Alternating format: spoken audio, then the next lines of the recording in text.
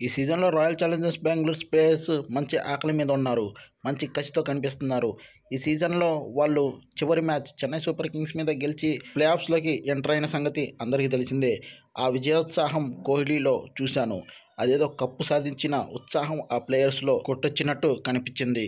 కాబట్టి వాళ్ళు ఎలిమినేటర్ మ్యాచ్లో రాజస్థాన్తో తలపడనున్నారు. ఈ సీజన్లో రాజస్థాన్ రాయల్స్తో ఆర్సీబీ కేవలం ఒకే ఒక్క మ్యాచ్ ఆడింది. ఆ ఒక్క మ్యాచ్లో రాజస్థాన్ రాయల్స్ 6 వికెట్ల తేడాతో విజయం కైవసం చేసుకున్నారు. లేటెస్ట్గా ఈరోజు ఎస్ఆర్హెచ్ కెప్టెన్ ప్యాట్ కమిన్స్ మాట్లాడుతూ తాము ఫైనల్కి చేరడం కన్ఫామ్.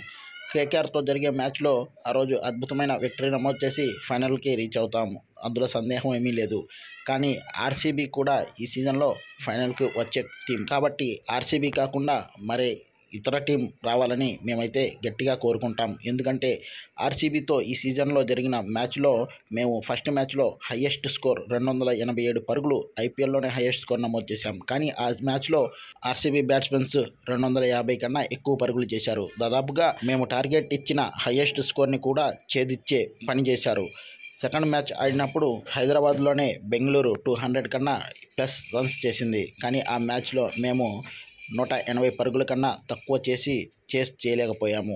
కాబట్టి బెంగళూరు లాంటి టీం ఏ టైంలో ఎప్పుడు ఎలా ఆడిద్దో అన్నది అస్సలు అంతు చిక్కదు. అలాంటి టీం కన్నా మేము రాజస్థాన్ రాయల్ లాంటి టీం ఫైనల్కి రావాలని కోరుకుంటున్నాము అని వ్యాఖ్యానించాడు ఎస్ఆర్హెచ్ కెప్టెన్ ప్యాట్ కమిన్స్.